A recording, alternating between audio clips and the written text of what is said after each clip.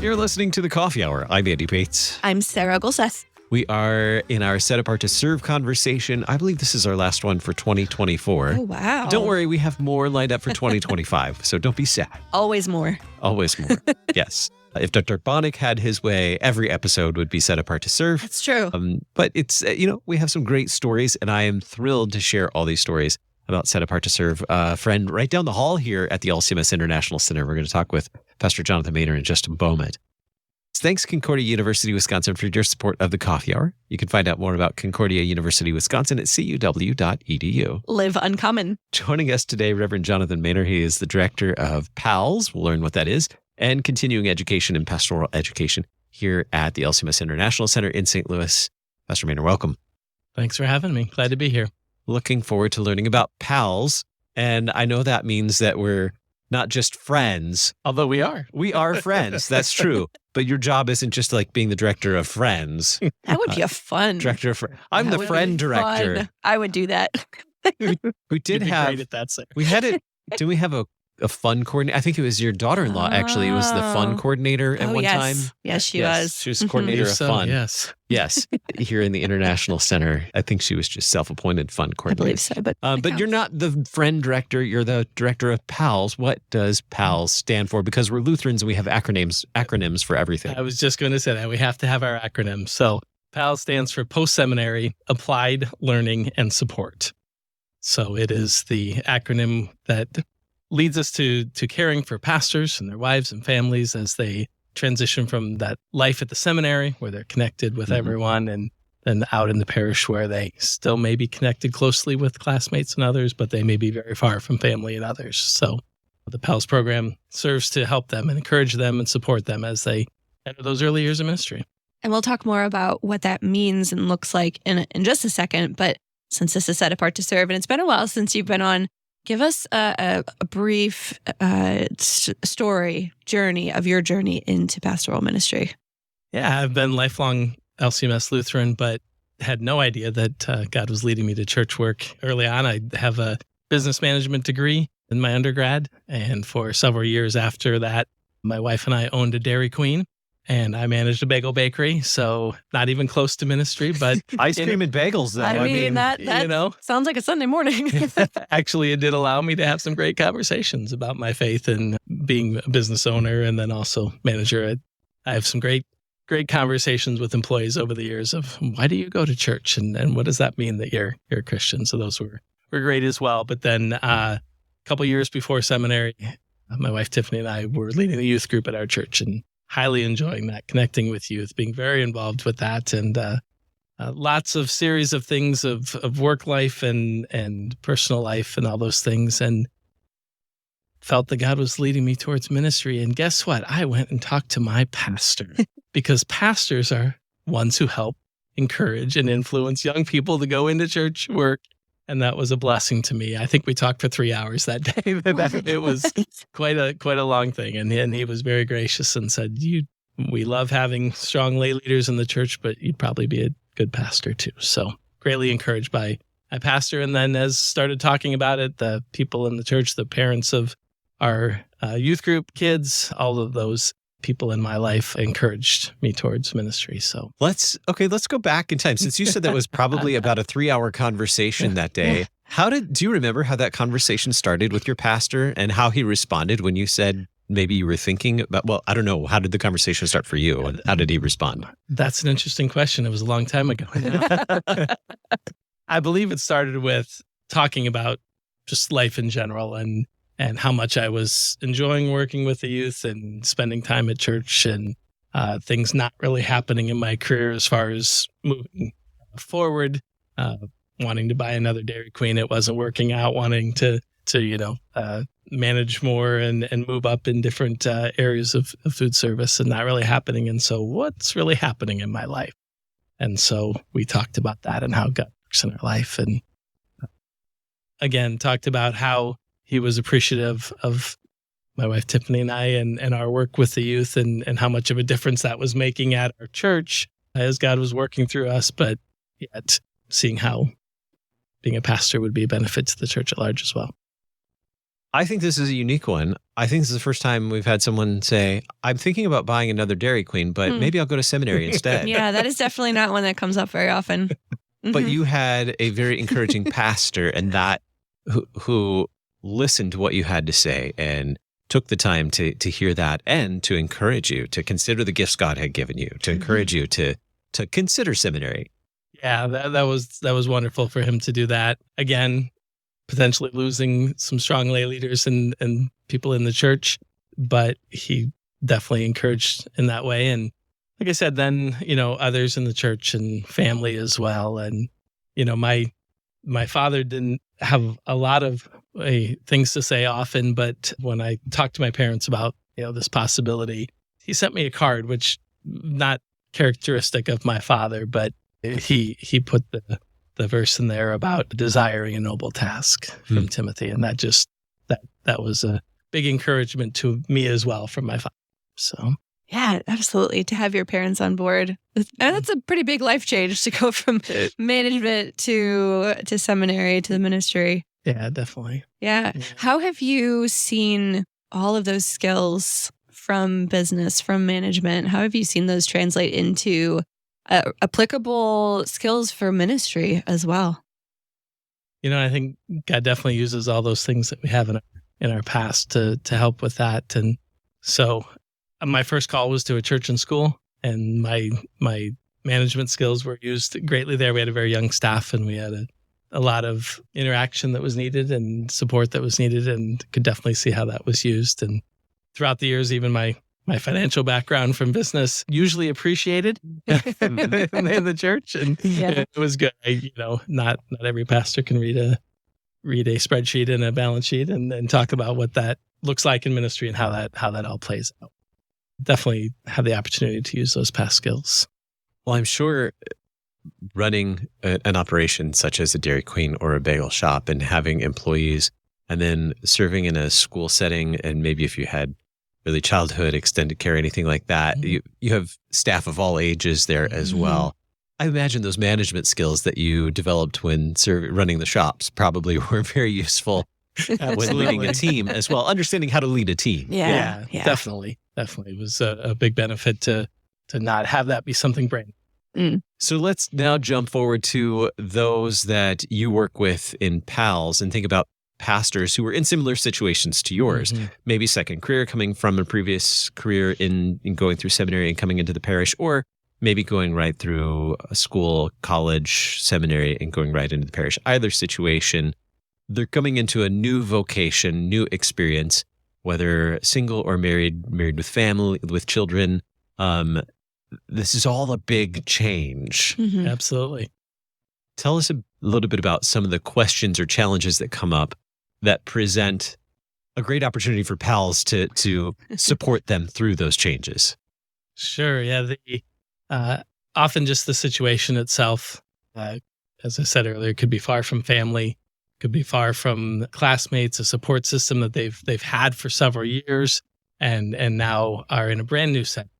And the PALS program gets together these new pastors in each district and allows them to talk about what that looks like and how they are handling not only the demands of parish ministry, but of new friendships and new communities and all the things that we all go through when we move, of doctors and car mechanics and all the things that we have to establish while trying to lead and be a pastor in a church, to preach and teach and study and lead Bible study and figure out what the pattern of life is like as a pastor, but also in a new situation. And so PALS comes alongside them. The program is organized with a seasoned pastor and his wife who lead our gatherings, and they come alongside them to help ask the questions, what they're dealing with, and help them through those things.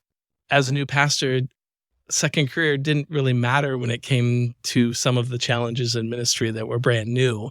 And Tiffany and I were big receivers of the PALS program as new pastors in a first call that was kind of challenging. And our PALS group was there for us and was a great benefit to us as we encountered those first early years. Yeah.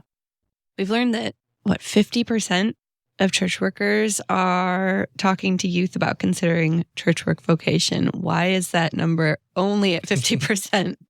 Yeah, I think it speaks to the challenges that come up as a church worker, whether a pastor or any of the vocations, the commissioned workers. It is not always an easy vocation, a blessed one for sure, as the Lord works through his church workers. But it can be difficult and it can be a struggle at times. And as you think about your children and what you want for them, if you're going through challenging, struggling times, it may not be as easy to talk to them about doing something similar to what you're doing. And so that's part of what Set Apart to Serve is here for, what PALS is here for, that our worker wellness efforts to really support and encourage our workers so that they are healthy in many ways and in the areas of their life, even in the midst of the challenges and the hardships that can be a part of serving in the church, that there's great joy there too, and helping and supporting others is how we get to that place. We'll talk more about that in just a moment. We'll learn more about how PALS is encouraging pastors to have intentional conversations with the youth in their congregation to think more about full-time church work. We are continuing our Set Apart to Serve conversation on the Coffee Hour today with the Reverend Jonathan Manor. He's Director of PALS and Continuing Education here at the LCMS International Center. You're listening to the Coffee Hour. I'm Andy Bates. I'm Sarah Golseth.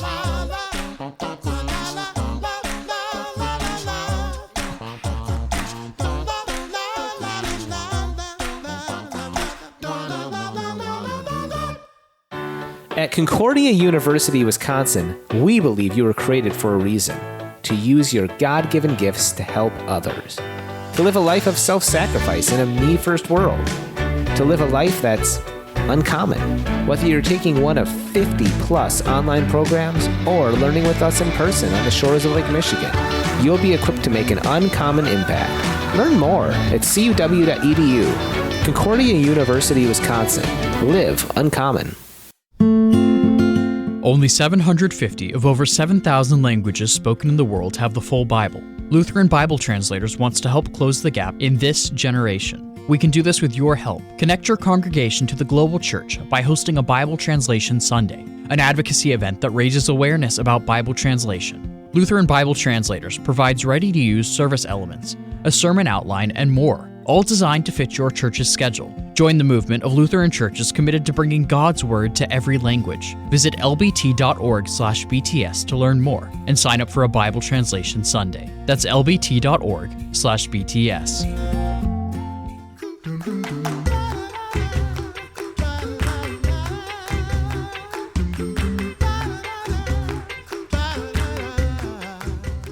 Welcome back to the Coffee Hour. I'm Andy Bates. I'm Sarah Golseth. We are continuing our Set Apart to Serve conversation today with the Reverend Jonathan Manor, Director of PALS and Continuing Education here at the LCMS International Center in St. Louis.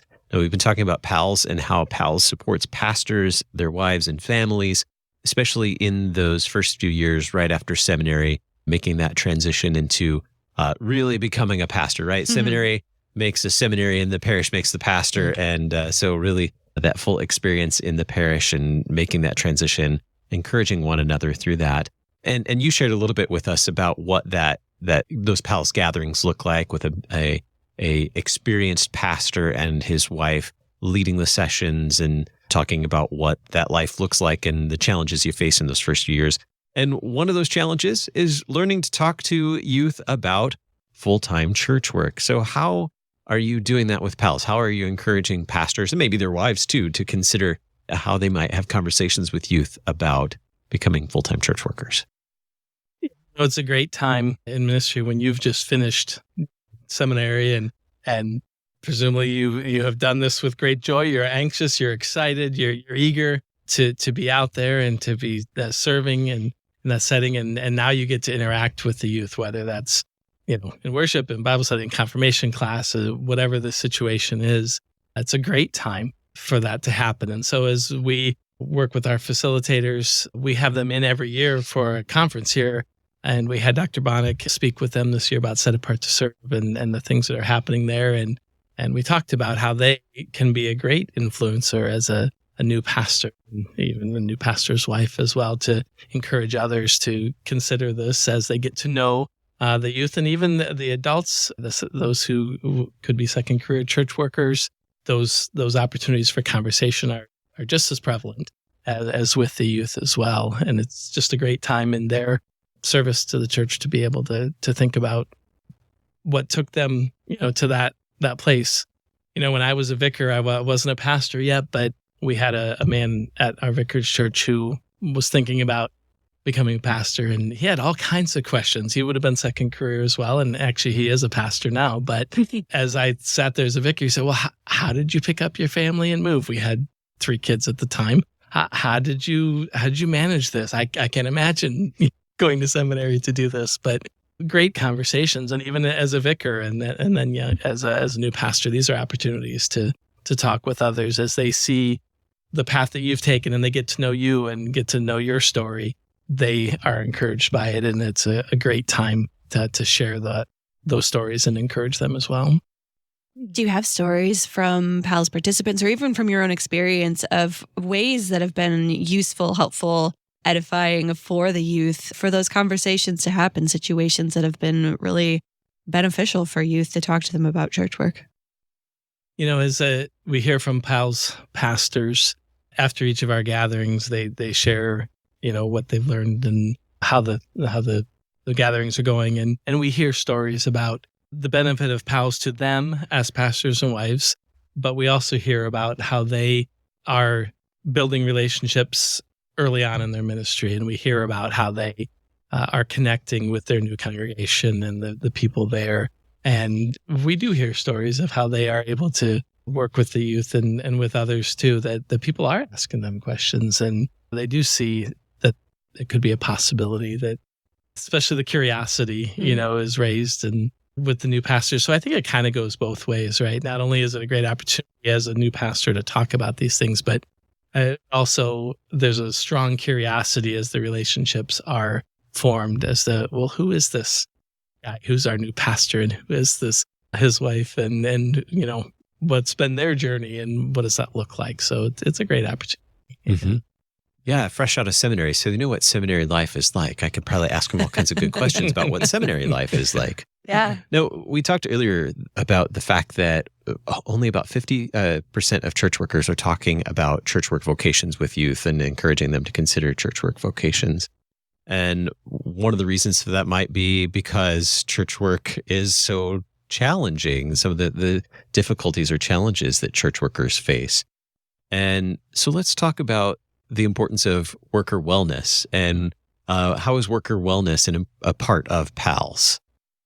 Yeah, I think a great connection with worker wellness and Set Apart to Serve and PALS that we're really seeing here is that we're changing the culture with Set Apart to Serve as the Lord is working through the conversations that happen. So what does it mean you encourage someone to go into church work? We're not going to say, okay, fine, great, you're a church worker now, you're all on your own. Right? We continue to care for the person and just, I say I mean, as a church body, right? We congregations in our districts and here at the synod level too, we continue to care for our workers. And so PALS is one of those opportunities to intentionally say, you are serving as a full-time church worker. Perhaps it's because of a conversation with your pastor or a leader or your parents, your family. We're here now to come alongside you and to support you. And especially, again, for pastors, we have something exciting happening in PALS. Often we get asked, well, what about the commission workers? Do you have anything like that? Well, we are just starting PALS for deaconesses, and we're looking at the church work vocations as well. And so we want to come alongside all of our church workers in those early years and help them to be well in all of the areas of wellness, physical and spiritual and relational and financial and all of the things that we look at as far as worker health. And so PALS is one way to do that. The worker wellness efforts that are led here out of our Office of National Mission, that with districts and with congregations and with Concordia plans and all of the partners that we have to continue to encourage the health of our workers, that it wouldn't be a barrier to just look at the challenges, but to look at the joys as well, and to share those things with those considering church work as well. Yeah, ministry life can be really challenging in multifaceted ways. It's not just, a time constraint. It's finding time to do things and self-care and exercise and food and taking care of your, there's all these different things. So worker wellness is really important. It's good to hear that PALS is working alongside with all of that. And one way that workers are cared for is showing appreciation for them. And this Christmas Advent season, it's a really busy time for pastors, for all church workers. Yeah. This is a great time to show appreciation for church workers. How can that be a part of worker wellness and showing our appreciation? Yeah, I think it's great to think about the demands on the schedule this time of year, of course, as you mentioned. And all of us have had a pastor or a church worker who have served us as they serve the congregation, and we can think about their efforts and think about how we can thank them. And it can be simple words of thank you. I know it's a busy time of year for you. We appreciate what you do for us. It can be cards. It can be gifts. It can be all those things. Sometimes just the simple, hey, I know it's a busy time of year, praying for you is great to hear as a church worker. And so it is a great time for those in the church to think about their workers and to thank them, appreciate them for the efforts that go on, by all means. How does this season also afford us more opportunities to talk with youth about considering church work vocations and maybe those college students too who might be home? Yeah, it's a time in the church where we're together a lot, right? Whether that's Advent services and Christmas services, children's program rehearsals. We're around each other a lot in this time of year, and what a great benefit and joy that is. And that includes family members traveling home, whether they're church work students at our Concordia schools, if they're college kids in general. All of those are opportunities just to continue to talk with them, building relationship, but also intentionally, if those church work students are home, to encourage them along that way as they go through their formation. It's a great time to encourage them. And like I said, in general, just it's a time of year that we're together a lot. And so it's a great opportunity to just be encouraging one another and thinking about church workers as well. So if we are in a congregation where we have a fairly new pastor, maybe only a year or two out from seminary, how can we be encouraging him and his family to be a part of PALS? What's an appropriate question to ask without being imposing or awkward? That's a great question. And, we do our best from our office to communicate with all these new pastors, to encourage them. Our program is wonderful because of the facilitators that we have in place. And many of them are serving a parish, and they're giving of their time, an effort to care for the new workers. And so as if you're in a congregation with the new pastor, it's a great chance to just ask them, hey, is PALS part of your routine right now? And they may say, well, maybe. And hopefully they say, yeah, absolutely, we're part of that. And ask them about it, because the information we get back from the retreats, if you look at lcms.org/PALS, the bottom of the page is our PALS newsletter. And you can look through there and see, we put all the comments in there about, not all of them, not enough room, but the comments that we get back and hear how much of a blessing PALS is. So as a lay person in the congregation, to encourage your pastor to be a part of it and encourage them that it's not attending a PALS gathering is not to be their day off. It's not vacation time. It's part of the rhythm of ministry. And so that's a great question to ask too, is, are we doing this as just part of the rhythm of ministry and supporting them in that? And if you're a leader in the church, to be sure that that's the case, and not asking them to take vacation time or days off to be a part of PALS, because it's part of their support and encouragement from the congregation and from those who are walking with them. Yeah. Well, I've certainly learned a lot today about PALS, Post-Seminary Applied Learning and Support. I learned a lot about that today. I also learned something about you. So I have one more question. Oh, no. The last question. It's about food. Sarah and I have worked together too long. Of course it is. So you owned a bagel shop and a DQ. Favorite bagel? That's such a difficult question. I know, Because it's are we mean. talking breakfast or lunch? It makes a difference. Okay. Well, one for each then. One for breakfast, one for lunch. Love this. You kind of go with the plain bagel for breakfast and, Okay. and variety of cream cheese made. Uh-huh. I do love cream cheese. It's sweet. Favorite lunch? Probably everything bagel. Oh, yeah. Plain cream cheese with roast beef. Ooh. Ooh. Okay. And the veggies, of course. But Of course. yeah. Or you Andy's could go hungry now. sun-dried tomato with turkey and vegetables too. You know, it's I know who's planning our next staff luncheon. Okay. Well. Very good. Thank you so much for spending some time with us today. You can learn more about Set Apart to Serve by visiting lcms.org/SAS. Our guest today, the Reverend Jonathan Manor, Director of PALS and Continuing Education. You've been listening to The Coffee Hour. I'm Andy Bates. I'm Sarah Gulseth.